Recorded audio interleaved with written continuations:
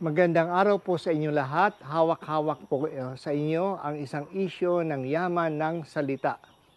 Ito po ay isang magazine na nakakatulong sa atin upang himay-himayin ang mga salita ng Diyos tuwing linggo.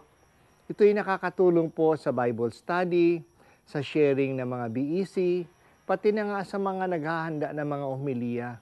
Kasi may mga paliwanag, may mga tanong, may mga pagninilay tungkol po sa salita ng Diyos. Kaya ito'y malaking tulong para sa ating lahat.